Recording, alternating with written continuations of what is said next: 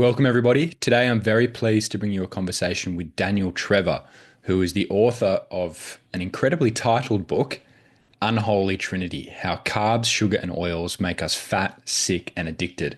And with a title like that, I had to speak to Daniel. It certainly aligns with our message here about eating real food and certainly avoiding carbs, sugar, and oils.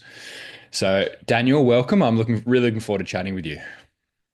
Thank you so much, Simon. I really appreciate you having me because I love talking about this stuff. If it's going to help somebody, because I certainly wish I knew it before, things started happening to me. Okay. So thanks for having me, and I hope I can help. Yeah, my pleasure. There's a lot of mainstream dogma out there about nutrition, and we're told a lot of things that turn out not to be true.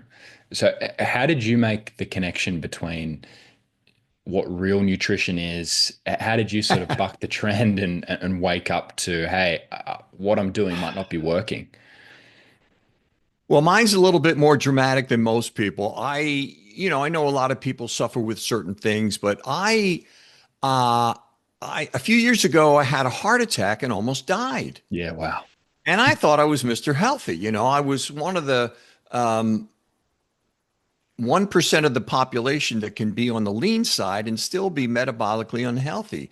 Anyway, we can get into that. What I discovered was after I had that, I I went to Google University and YouTube University and all these books and studies and PubMed, and I immersed myself there because I've studied technical data all my life, so I felt I need to find out how this could happen to me, and I can confront the science and all like that because the biggest barrier to most people to any kind of study of any subject is terminology and nomenclature. If you don't know what's the old saying? If you don't know the notes, you can't whistle the tune or you can't sing the tune or something. And if you don't know the words, and that's why that's the biggest barrier to any study of any subject. But very early on, I was lucky to discover how to conquer terminology and nomenclature. And that way, any subject that I was interested in, I mean, I had to be interested in it, right? I could conquer it if I wanted to.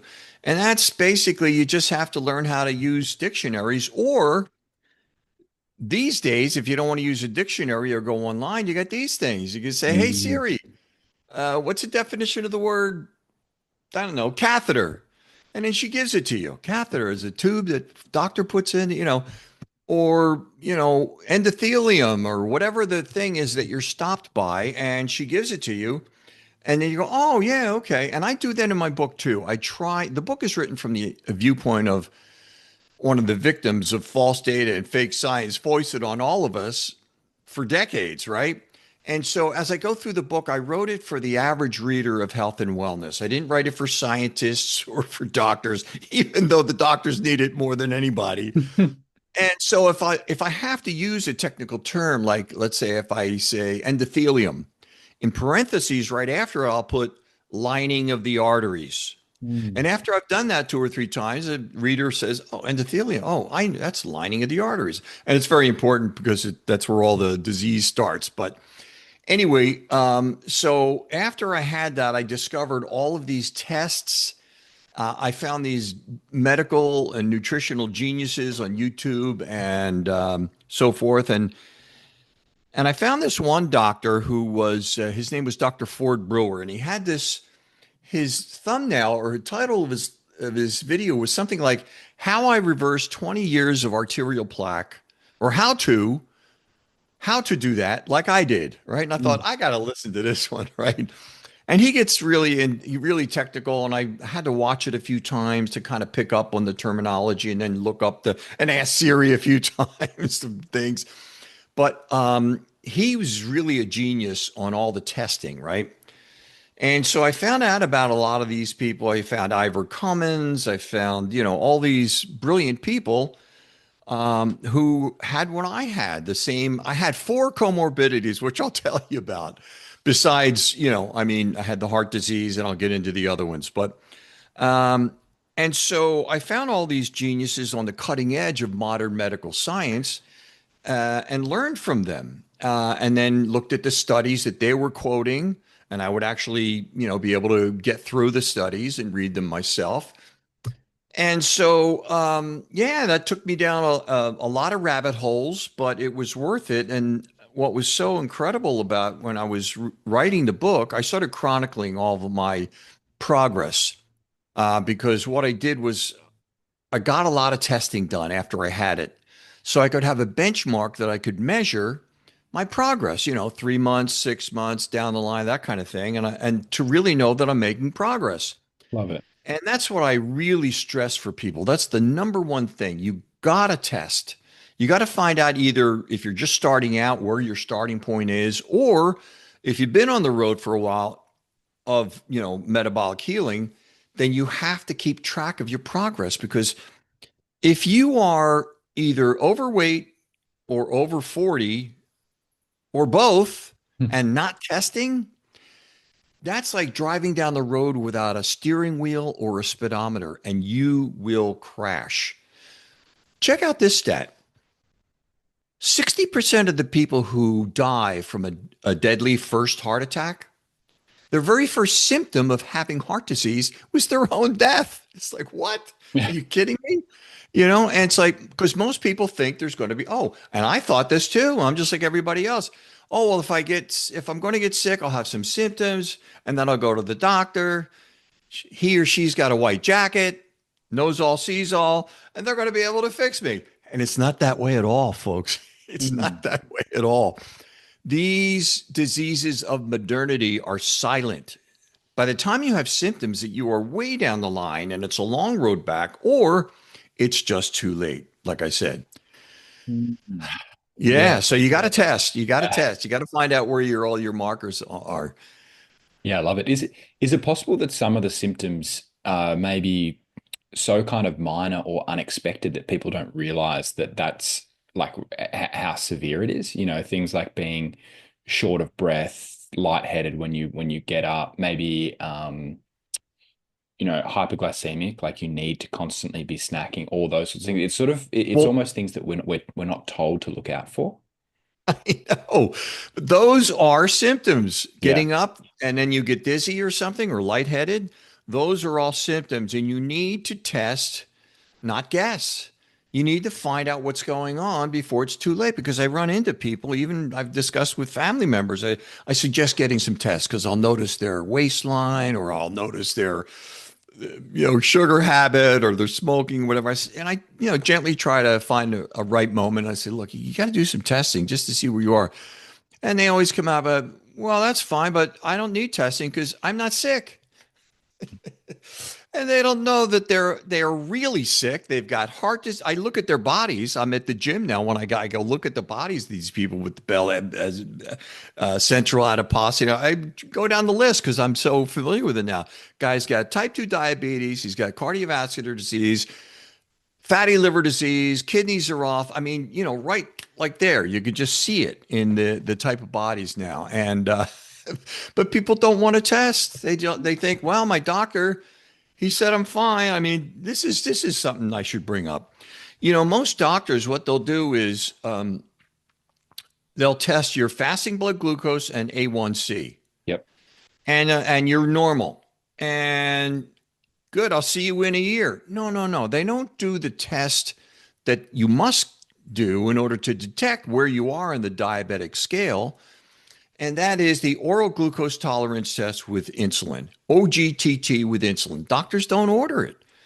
I don't know, because even the American Diabetes Association will tell you, if you just test those two, fasting glucose and A1C, you're going to miss a lot of people, because many people can test normal for A1C and fasting blood glucose and be a raging type 2 diabetic. Wow. That was me. That's you. Wow. Like I said, I was one of the 1% of the population that can be on the slim side and still be off the charts diabetic. And I didn't know it. And usually the first sign is that you have a belly and you're overweight, right? That you're right there. But you have to confirm it. Get this test called the OGTG. Get the insulin response too, if you can, and go to the doctor. But unfortunately, these days, I think you can do what we do here in the United States is You can buy your tests online, at an online lab, and then have it done at a local lab near you. Because what happens is, you may go to your doctor and say, "Hey, doc, I was watched this podcast, and there was this guy. I was, Simon, and I heard about this test called the OGTT. I heard about this other one and this other one, and I want to get these three tests, or two tests, or whatever it is, or just one." And he might say, too many of them will say, and I was talking about this with Dr. Anthony Chafee, and he knows too. I see, yeah, too many of the doctors will say, "Oh, yeah, you're fine. You don't need that. You're fine. You don't need that." And the only reason they're telling you that is because they don't know what it is. They wouldn't know how to analyze the results anyway. And the last thing that doctors want to get from their patients is homework. They don't want homework. They're already overloaded. The average visit is 7 minutes, and they're working for a boss. They've got to see as many people as they can. They got computer work to do. I don't know what the visit was, what they was discussed, what was prescribed, and and it's sad that it's that way, but that's what the doctors are trained to do in the medical schools, and that's because we're off into another tangent now. The medical schools are funded by Big Pharma. Mm. Big Pharma wants them reaching for the prescription pad. They don't want them talking about diet and exercise and that kind of thing. They don't know anything about that anyway, because they don't get taught that in medical school. I think there's like 20% of the medical schools get any nutrition education at all. And it's all the bullshit. What do you call it? I'm sorry if I offended anybody down under there. It's the food pyramid. And it's like, oh my God, that's been discredited for so long now. And so, you have to be careful.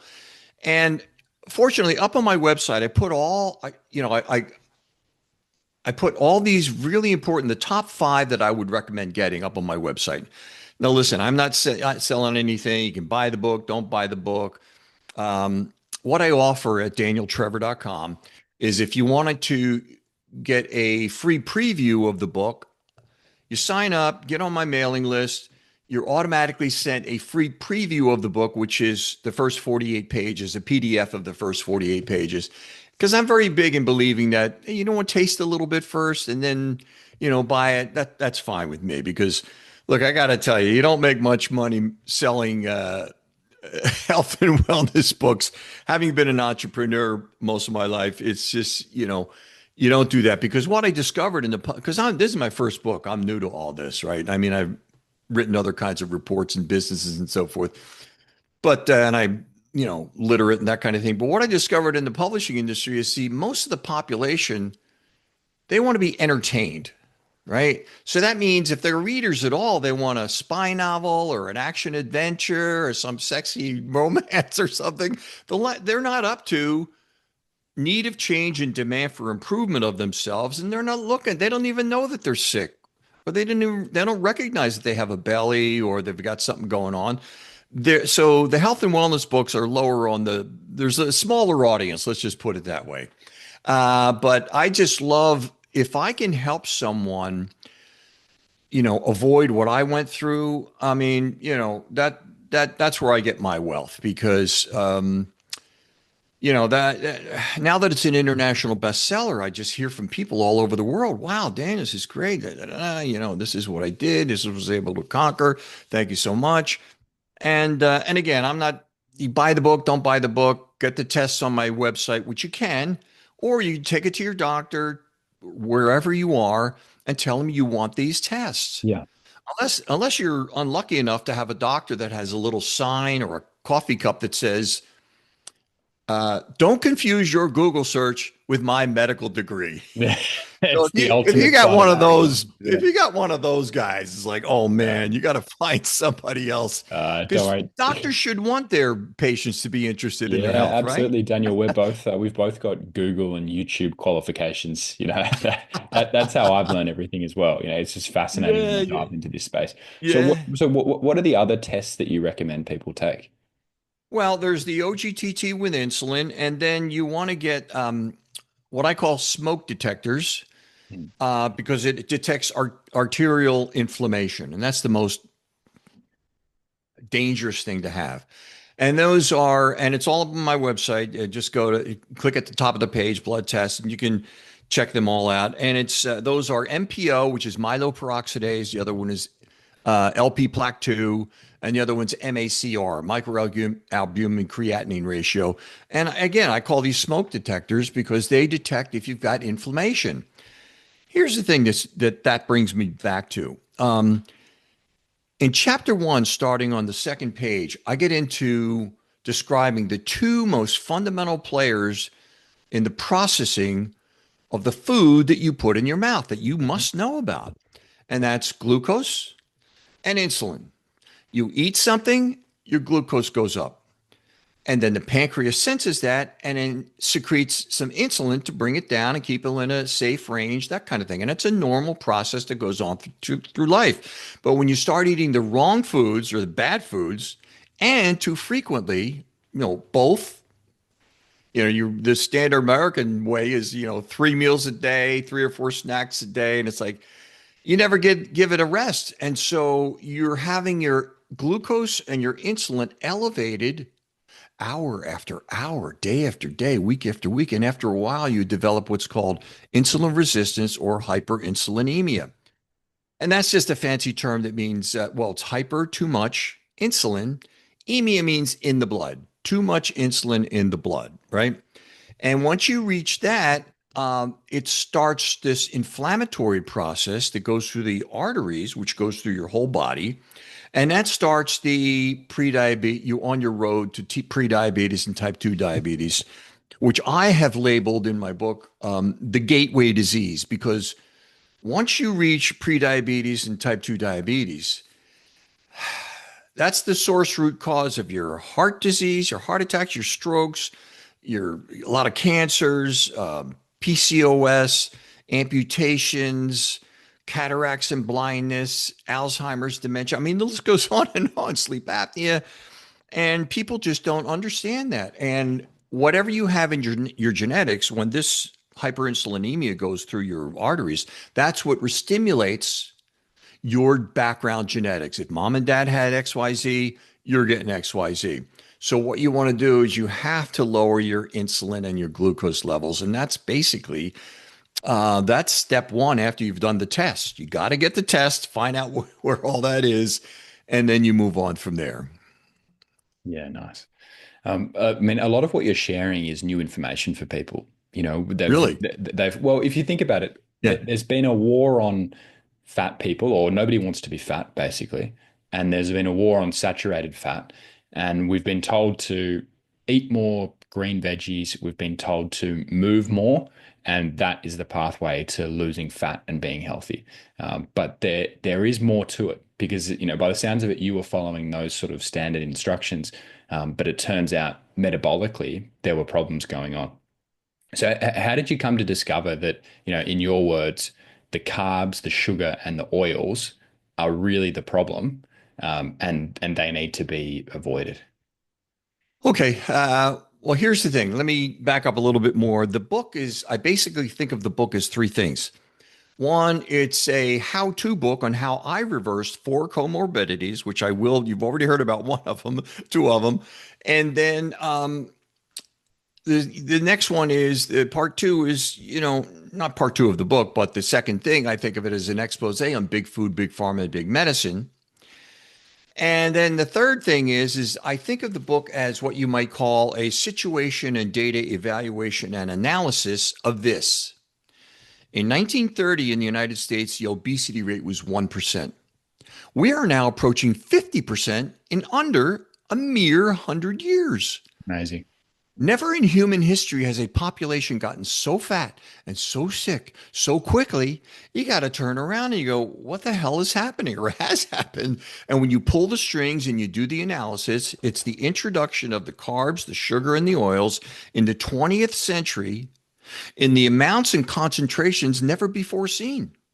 It's just amazing. That's why 1% in under 100 years, we're almost at 50%.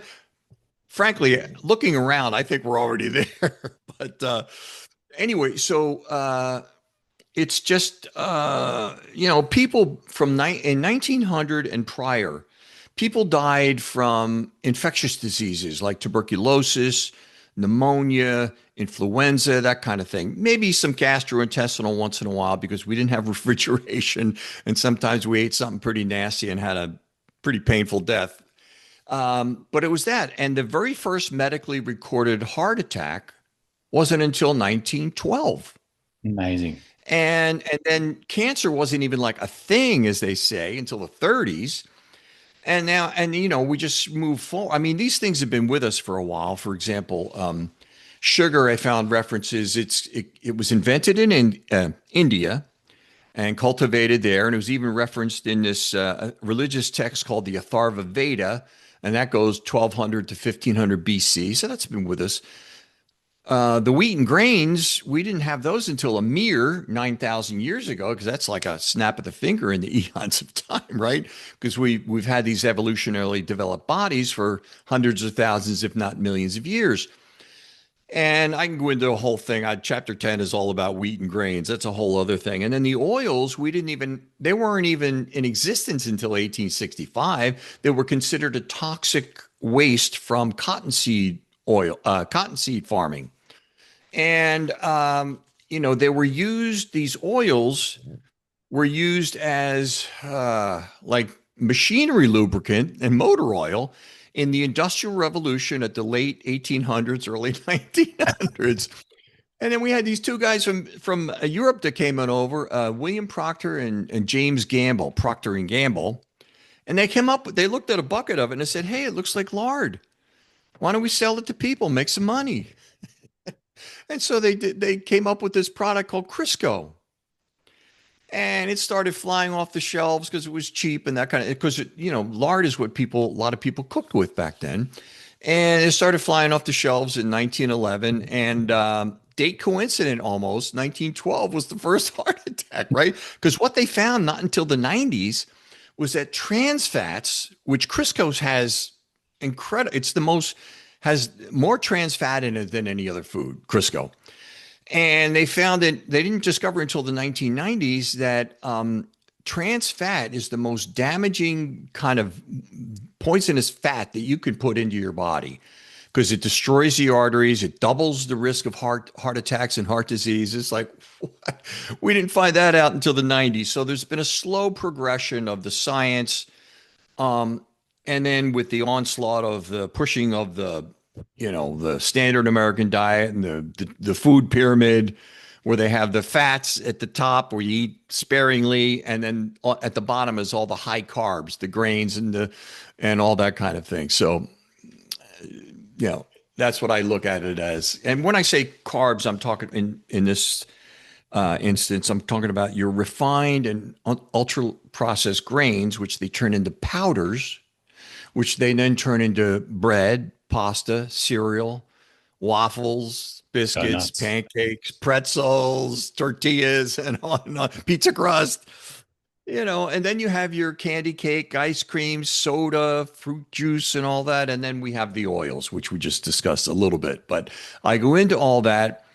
And thank you for the compliment in the beginning about the title, because I put a lot of thought into that title. I Fantastic probably title. had 25 of them. And I kept paring it down. I go, okay, I need something that's going to they see that and go, how to make us, Unholy Trinity. I thought that was a little bold. I thought, well, I want to grab them by the neck and say, look, Unholy Trinity. I'm talking about food. I'm not talking about anything religious. How carbs, sugar, and oils make us fat, sick, and addicted, because that's what they do, and how to escape their grip, because they are addicting and they grab people. And I can understand how they have hard time breaking away from it. That's why I give a lot of tips and tricks in the book of how to do that. But there was so many moments I had where it was blow my mind. It's like, wheat raises your blood sugar higher than a Snickers bar. What? Are Unbelievable. you kidding me? It's Unbelievable. like, I didn't know any of that. And I was just, like I said, like everybody else. And, like that. Mm. No, I really think this is new information for the majority of people. I think even the history of something like grains or of sugar production, and putting that into the context of how long humans have been around for, I think that can be really eye-opening for people. because they don't realize that for your average American or Australian, the majority of what they're eating is carbohydrate, and it's Yeah. often the refined stuff. And eating all, as we said, these pastries and donuts and what have you, is a completely unnatural way to eat.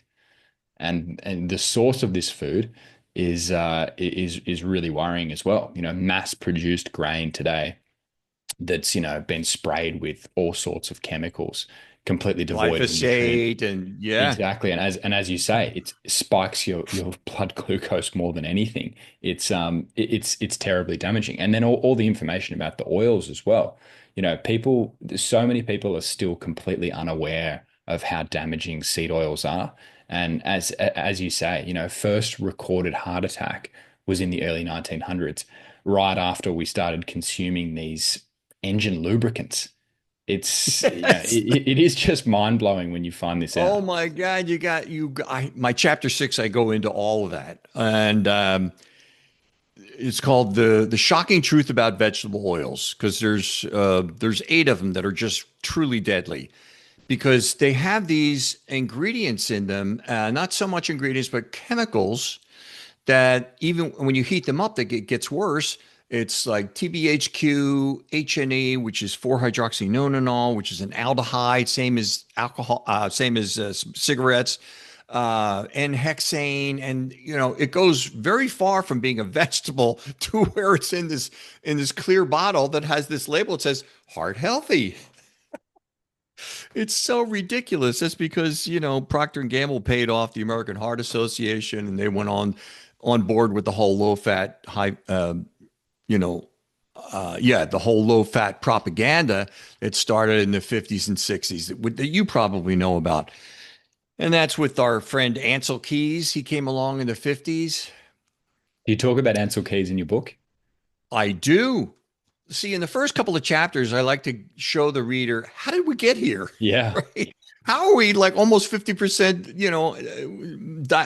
obese and all the sickness and everything? And especially the United States, we spend more money on healthcare and everything like that than any other country in the world. Yeah, we're the sickest.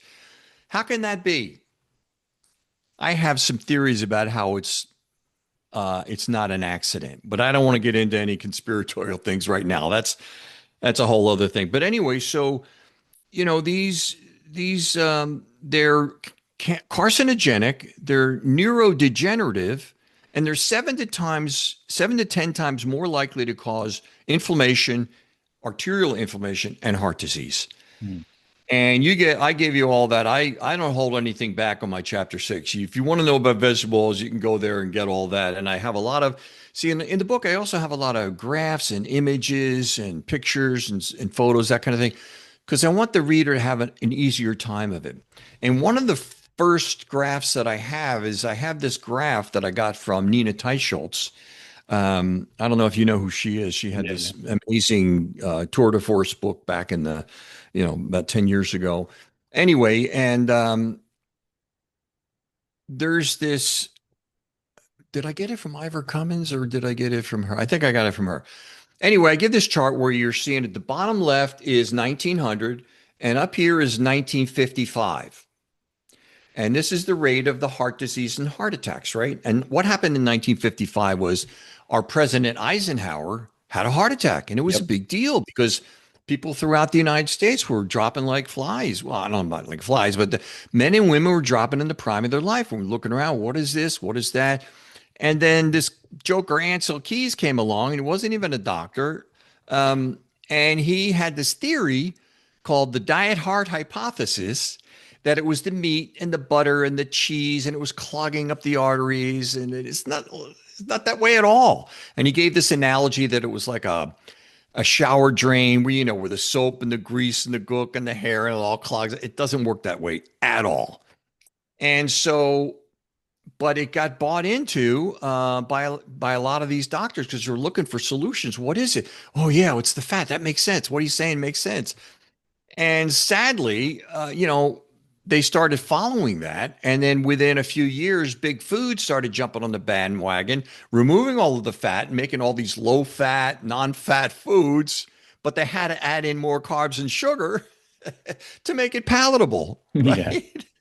And so they did that, and that's where the graph on the obesity starts to go like this, right? This is where they introduced the U.S. dietary guidelines. I have all these graphs and so forth in there too. But it's just when you see a graph going from down here to up here, whether it's obesity, heart attacks and strokes, is that it draws your attention, and you really need to pay attention to it. And I really, in the beginning of the book, I tell the reader, I said, look, there's a page right after the introduction. It's called Important Note. And I said, I know there was going to be some people that would say, oh, he's not a doctor or a scientist. Why the hell should I trust him? I said, well, don't. None of this is my opinion. My book has more scientific citations and references than any other health and wellness book in existence. Most of them will have, if they have any, they'll have 200 or 300, which is good because you want to know where the science is coming from that the author is talking about. My book has 1,227, and that was an extra 150 hours right there. But I knew I needed that backup. So I tell the reader, I say, look, don't trust me. Just think of me as a friendly relay point of the best of 21st century science Hmm. that I'm offering you, and fix yourself. I did. You can too. Hmm. Well, can you explain some of the changes that you made ever since you sort of, essentially, hit rock bottom and had the heart attack? Yeah, What's well, changed in your world? the first thing before I got to carnivore, I first found low carb keto, right? Because I didn't know that there was low carb keto, and then there's ketovore, as Ken Burry says. We were discussing that on his show. Ketovore, and then there's carnivore, and then there's lion diet, and I didn't know about any of that. So I found keto, and I felt just making great progress. I felt much better, because I was keeping track of my labs, and wow, my HDL was going up, my triglycerides were coming down, and all the blood markers were going in the perfect direction. And then I was doing that, and I was keeping track of things. I started writing the book, and then I reached out to Dr. Ford Brewer, who's this guy, very brilliant doctor out of Johns Hopkins, which is a prestigious medical university on the East Coast of the United States. And he's brilliant at all the testing, right? And he knows more about testing, what to test than, you know, 99% of your cardiologists out there. Even though he's not a cardiologist, he just knows that field. And he's taught and trained thousands of doctors over the years. So I reached out to him. I say, hey, Doc, I'm writing this book, and I'm sure he must have rolled his eyes at first. Oh, yeah, okay. So I had to send him some, right? And I said, would you write a chapter in my book that delineates what are the most important blood labs and scans that anyone can get online without needing the doctor's prescription? Because, like I said before, the doctor may say, oh, you don't need that. You're fine. And so you want to be able to find out yourself. And so he wrote that chapter for me. That's chapter 22, he calls it Don't Guess, Test. You And got that's to know that's where all you are. about blood panels, is it? And blood Blood results? panels and scans. Yeah. That's very helpful. Yeah. Yes, absolutely. But in the conclusion, I say to the reader, I say, look, the conclusion of the book, I say, look, there are a dizzying array of tests that you can get. So if I were to recommend five, these are the five that I would get. That's in the conclusion. And, and I have those up on my website at danieltrevor.com. And you just, again, I'm not buy them from me, don't buy them from me. But if nothing else, just find out what they are and get them done. And if you're in another country other than mine, because where I send people to, or the arrangement that I made is with this large lab testing service called Quest Diagnostics, which has thousands of locations across the United States. So you folks down under, you can go just copy these tests down and say, Doc, I want this one, this one, this one. And I'm sure your insurance will take care of it, maybe if depending on your insurance. And by the way, anything I'm saying here is not medical advice. This is just, I'm telling you what I did to solve the problem that this particular current meat body that I have needed to have remedied. And so like that, and then I have a really good information in the book. There's chapters 17, 18, 19, and 20 is all. I go deep into the cardiovascular disease, which is our biggest killer. Almost got me. Mm. And people with heart disease, or once they discover it, they're going to want to really check into that. And there's also an audiobook too, in case they want to listen to it. But uh, yeah, because a lot of people think that, the scans, you want to get a CAC scan. That's coronary artery calcium scan score. You get a score. And you want to find out where you are there, because that's one of the scans you want to get. And I cover all that in chapter 19, and all about, I go into I have a whole chapter on statins, and oh my God, that's the biggest cash cow that Yeah. Big Pharma has ever come up with. Check out this study. And I cover this in chapter 18, because people want to know, patients want to know, how much longer will I live if I take a statin every day for the rest of my life? So researchers thought, yeah, let's check that out. Let's do a big meta-analysis, systematic review, and so forth. And it involved 92,135 patients. And so what they discovered was Was those it in the was that group was that taking 91,000 patients? 92,135. Jeez. Chapter 19, you can get it. I think I even bring it up on when you first go to my website. There's a 7-minute video near the top that I think I even bring it up there too. It's just like an introduction video. This is who I am. This is what happened to me, that kind of thing. But this study, what the results showed was that those in the group, because they wanted to separate them into two groups, right? It wasn't a current study, but it was a meta-analysis of all these studies. And so the group in that taking statins for primary prevention, in other words, no heart attack yet, they lived a big 3 days longer, or a mere 3 days longer, than the group not taking a statin. And the group taking statins for secondary prevention, in other words, they already had a heart attack, they lived a big 4 days longer. So I asked my readers in the book, you still want to, take the statins, because they can have some serious side effects for some people. Some people doesn't bother, but a lot of people, you have these, aches and pains and road rage and different psychoses and Dementia. dementia, all kinds of things. Because, what happens is you will lose at least 20 or 30 IQ points, depending on what the statin is and what strength he or she has gotten you on. Because the reason for that is, and I cover all this in case everybody wants the references, statins are very successful at reducing cholesterol, right? But cholesterol is what the brain needs plenty of. It needs lots of it. So you don't want to reduce the cholesterol. As a matter of fact, the studies clearly show that those with the high cholesterol live the longest, and those with low cholesterol die much earlier, and usually of some form of cancer. I mean, it's just all backwards. It's It's so bad. just, it's insane what the Mm. doctors, that's why I have, I suggest there's a video on my website at the top. It'll say video podcasts. And if you click there, you'll see, my recent one with Dr. Anthony, and there's Ken Berry and all the rest. The third one down is called Cholesterol Lies. And it's a 12-minute video. And I recommend anybody watching that, or, they send it to their doctor or whatever, just to get the education. And it's a edited short of a bunch of interviews edited down to 12 minutes. And you have Philip Ovadia, who I was on with him. He's a cardiac surgeon who's done over 3,200 heart surgeries. There's Dr. Anthony, a neurosurgeon. There's Sean Baker, who's an orthopedic surgeon, another cardiologist, and this one and that one, Tony Hampton and all. And they're all carnivores too. And they tell about what they were taught in medical school, and it's total BS. They said there's studies that are really there that demonstrate that it's not the cholesterol.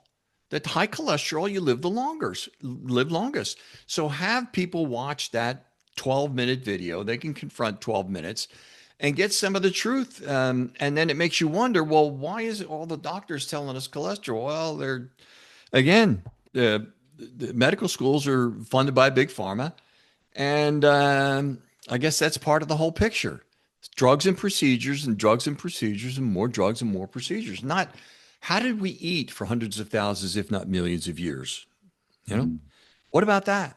And that's what our crew likes to look at. That's the way I started on that in chapter 3. I said, look, we're built for evolutionarily for a high fat and protein, low carbohydrate diet because anthropologists and bioarchaeologists, paleontologists, they all tell us that we became the apex predator.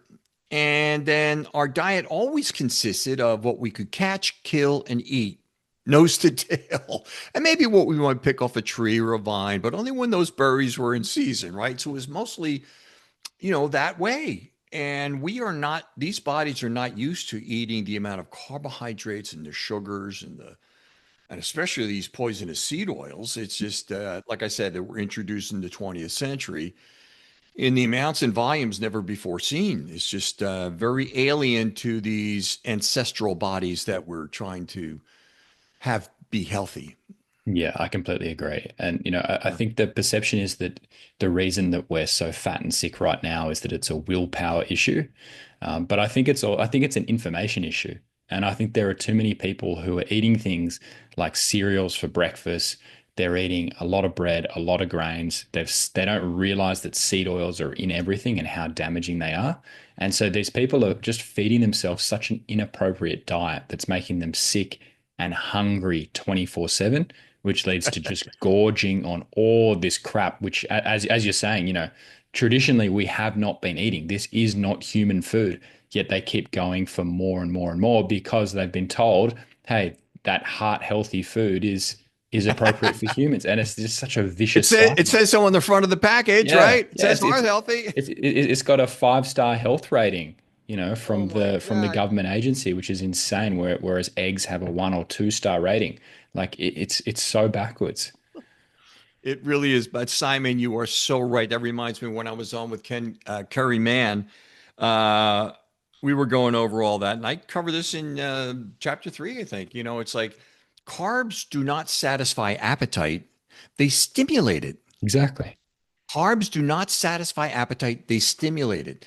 There's these two hunger hormones. One's called ghrelin, and that's the eat now hormone that tells you, hey, you're hungry, eat now. And then there's the other one called leptin, and that's the one that says you're satisfied, push away from the table, you're done, right?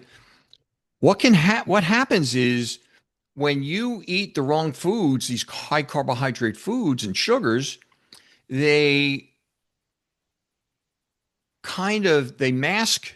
In other words, the brain can't see leptin. When I'll put C in quotation marks there, the grain. So you're not registering the leptin that's telling you you've had enough, and so you go blind in that area, and so you can't. The brain can't see it, and you can't. You don't know. It's not registering to you that your body does not need any more of those chips or pretzels or Fritos or whatever like that. Or the bread, pasta, cereal, crackers, and all that kind of stuff. So you have to understand those kind of things too. So I try to explain it as easy as I can in the book. Again, because I wrote it for the average reader of health and wellness. Hmm. I always liked what Einstein said. He said something like, if you can't explain something complicated to a third grader, then you don't really and truly understand it yourself. You got to be able to break it down, give examples, that kind of thing. So I wrote it for like my Uncle Joe or my brother David. They're smart people, but they're just not used to all these, biochemistry and this and that. So that's what I try to do. I break it down for people so that they can understand, and maybe they can understand the videos that they watch a little bit better too. Yeah, I love that. I think this is really, really important information, and you've done an enormous amount of research to distill it all down into one book, so Um, people can get the full picture. Daniel, I do want to ask you a bit about your personal health journey. So I understand that there was the heart attack, and then you went to a ketovore diet, which I'm going to assume cuts out all grains, processed foods, and seed oils and focuses more on meat and animal fat. Am I on the right track? yeah, well, first it was keto. Keto? And then after I discovered, I was on Ken Berry's channel. He turned me onto this thing called Ketovore, which I had never heard before. And then there was Carnivore. Are you doing carnivore Yeah, I now? didn't. Yeah, well, yeah, I'm carnivore now, and I didn't know. See, I had a misunderstanding on all this.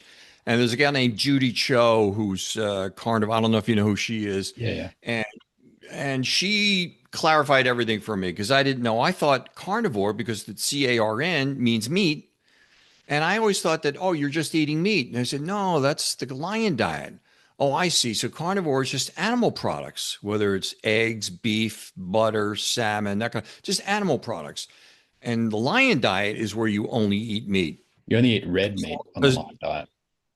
yeah, and they don't eat eggs or salmon or any of that, you know. So that's where I am now. I'm what you would consider carnivore because in my journey, the more I eliminated the plants, which I have a whole chapter on, chapter 11.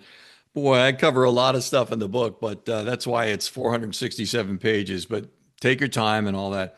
You know, I didn't realize that how damaging these plants were. And so anyway, yeah, the more I started eliminating the plants and went added more animal products, the better my blood work, the better I felt, the better my blood work looked. Mm. And so, hey, that was my answer right there, right? Mm. Have you had a Yes. CAC score done since the heart, just straight after and then since? Good question. This goes off into what my chapter 19. I get into what's called, see, most doctors, they'll just check what's called the LDL, low density lipoprotein. And doctors are just crazy about having your LDL low because that way they can prescribe more statins and makes everybody happy. And they don't do this. They don't do the what's called an NMR lipoprofile or a lipofractionation study on you because that breaks it down into pattern A LDL and pattern B LDL. Pattern A is the soft, fluffy, buoyant, harmless, benign that bounces around, doesn't do any damage at all. The small, dense LDL, the pattern B, that's the bad boy. That's the one that can invade the artery wall through a process called transcytosis. It gets stuck in this place called the intima media space and it builds up plaque over time. I don't want to get too sciencey on your audience, but it builds up the soft, inflamed plaque over time.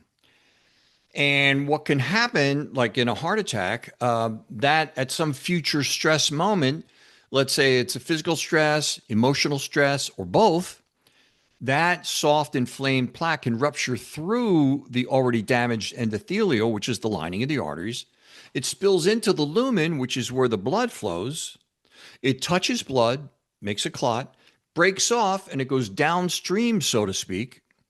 And if it goes to your heart, you have a heart attack. And if it goes to your brain, you have a stroke, which Wow. tells you it can be systemic. It could happen in your elbow and then it gets to your heart and you have a heart attack, that kind of thing. So it's not just all in the heart where these things happen. So anyway, that's what happens there. And they don't check for these small, dense LDL particles, which I cover in chapter 19. And then they also don't know about and this is new science too. They wanted to know, okay, so what's the dangerous? Is it the soft inflamed plaque that's dangerous, or is it the calcified plaque that we discover in the coronary artery calcium scan? Aren't they the same? Are they no? Isn't one dangerous and one? Yes, one is more dangerous, and that's the. There was this big study called was a Honda study out of JACC. JACC is Journal of the American College of Cardiology, the top cardiology school on the planet. And they did this test and they were looking at people that had echolucent plaque, that means the soft plaque, and the echogenic plaque, that means the calcified, harder plaque, right? All the events, meaning heart attacks, strokes, and death, were coming from the soft plaque. There were no deaths in the calcified plaque area. But here's the thing, and the next section I cover this, the calcified plaque. And there were a couple of new studies, and they're only like 2 or 3 years old. And that in the medical industry is that's like 20 minutes ago because it takes so long for new science to get down to the front lines of the doctors, let alone how long it takes to get to the medical school's curriculum. What they discovered was this thing called, this was at the Cleveland Clinic. Now you have American College of Cardiology, which is the top cardiology school on the planet. The Cleveland Clinic is ranked number one globally for cardiovascular care, and they have amazing studies too. And they discovered that if you've got the CAC score. It's supposed to be between 0 and 400, right? But it can go much higher than that. So if you've got a bad score, let's say, and that means that you have 4 times as much soft inflamed plaque, the dangerous one, than you do the calcified plaque.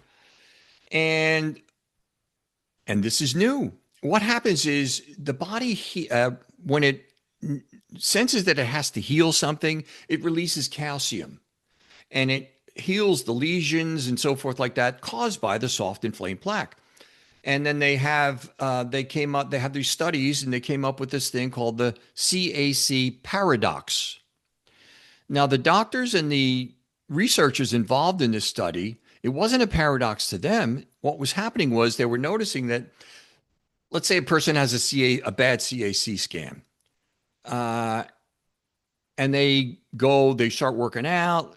Like me, I had a bad score. I'm the perfect example of this. I should make myself the poster boy for this. So I had an abysmal score of 600.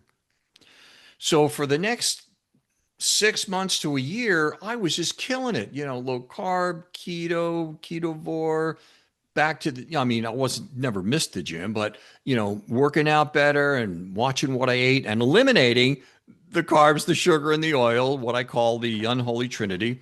And I'm ready to do a victory lap, right? And I had already found out from my research that this wasn't to be. And my score, what they discovered in the study, and that'll tell you what my score was. They found that your score can go way up because you've gotten so much healing from the calcium that's being laid. But what it does is it stabilizes that soft, inflamed, dangerous plaque that's in your arteries. It stabilizes it. So it's no longer dangerous. So my score went from 600, which was already terrible, to 2,500. Wow. And that's because, but what you do is you want to verify that you're okay with all these other surrounding tests that you get. That, hey, my HDL is 96 and my triglycerides are 38 and my myeloperoxidase is this. And you check all these smoke detectors and you verify with other tests that, hey, you're good. You might have 2,500, but these guys, that's why they called it the CAC paradox, because they knew a lot of patients would be puzzled. It wasn't a paradox or puzzling to like I said, the doctors or the researchers involved, but they knew it would be puzzling to the patients. And so that's what I explain in chapter 19 that people really need to be aware of. Mm. It's yeah. There's a bit more You to okay it with than that? yeah. There's a bit more to it than simply the hard plaque in the arteries, isn't it? Yes, It's exactly. so it's this soft inflamed particles that are really That's the one dangerous. that causes all the heart attacks, strokes, and Yeah. deaths Yeah. is Wow. the soft inflamed. Mm. And so, since going ketovore and now carnivore, how do you feel? Have you noticed any That's sort of changes? no, yeah, I'm just feeling great. It's just that there was a lot of great changes to my energy levels at the gym and different things. I just felt great. And also I go into there's a whole chapter on intermittent fasting, how that's very ancestral because let's face it, we were lucky to eat once a day back then, Yeah. right? When you and I were out hunting and that kind of thing because it was a very more high fat and protein, low carbohydrate kind of thing.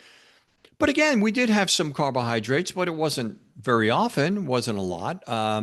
For the most part, when you and I were out hunting, let's say 3,000 years ago or 13,000 years ago, whenever it was, and we came across some berries that had just come back in season, oh my God, we would go, tell the tribe and we'd all go enjoy some berries for a while because let's face it, life was brutal. And if we Mm. could treat ourselves to some pleasure a little bit, and there weren't around that long of a time. I mean, we didn't see the berries and go, oh no, we're carnivore. We're not allowed. We're not allowed. Our glycemic levels, my CGM is going to Yeah. Yeah. explode. But it was all unprocessed and it was seasonal, as you say. It's Exactly. just a totally different scenario. Yeah, it's different. It's different. So I tell people, I said, look, it's not a religion. If you happen to go off one day and you've been doing real good, you know exactly what to do the very next day. 100%. Yeah. And also you got to test whether you're wearing a CGM to make sure that you're watching your. I did that in the beginning, towards the beginning too, because the CGM for your audience is continuous glucose monitor, and maybe most of your audience knows what that is. And that's you wear it like on the back of your arm or on your around Mm. your waist somewhere, and that tells you exactly on your phone whether what you just ate, how damaging it's going to be. And you get a prescription from your doctor for that. It's either the Freestyle Libre 3 or the Dexcom 7. But it's a beautiful thing, even if you want to test, even if you're doing great and you're not cheating at all. I got it just to test some things, just to see, okay, so if I eat this, what is it doing? Goes off, goes off the charts, right? Yeah. And I did that as an experiment to find out what are exactly the foods that I really, because some people can be different. They need to stay away from things that maybe I can tolerate a little bit better than them, depending on their genetics and where they come from, that kind of thing, right? So anyway, I just thought I'd throw that in there too. No, I think a Got to measure. CGM. I think a CGM is a great entry point for people because, as you mentioned about the refined grains spiking your blood sugar, a lot of people don't realize which foods are really spiking their blood sugar, and how damaging it is. And they will just naturally start to gravitate towards a low carbohydrate diet because, hey, it turns out it's the carbs and sugars, that are spiking your blood sugar. And, if you're also clued in on what's going on with these seed oils and you avoid them like the plague, you're you're more than halfway there. It's pretty much problem solved for most people. And if you want to go really far down the optimization route, or if you've got a lot of damage that you need to reverse, that's where carnivore is super, super effective, getting rid of all those plants. But as you say, it's not a religion. It's more about sharing this information, which is factual, it's historical, it puts this whole scenario into context, and then people can start to experiment and test, like you're saying, shape their own Yeah. individual approach.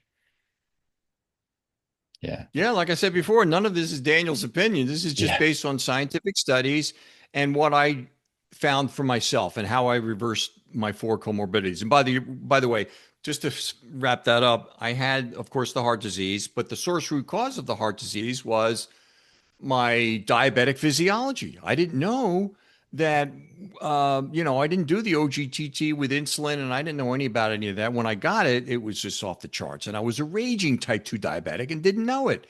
Again, because I'm one of the 1% of the population who can be on the slim side and still be wildly diabetic. And I had to find that out. And then I also discovered that I had this thing called NAFLD, non alcoholic fatty liver disease. And I didn't know. That was from the high fructose corn syrup. And I didn't know anything about that, which I cover in the book too. And now, non alcoholic fatty liver disease or any kind of Oh, fatty can liver I just disease. ask Daniel, Yeah. what what were you consuming that had high fructose corn syrup in it? Well, as I was telling Ken Berry, I said, I would start my day with a bowl of heart healthy whole grains because I didn't know, that these whole grains, heart healthy, turn into sugar when they went into my body.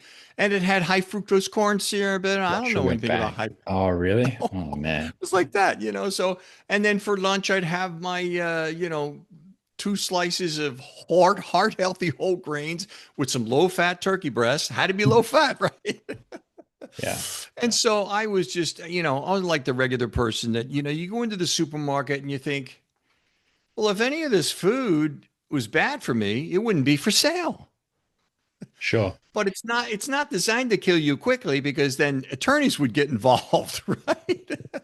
No, It's it's over a long period you're of better time. off milking somebody slowly for pharmaceutical dollars. That's a better way to do it. We'll keep you alive, but you won't be healthy.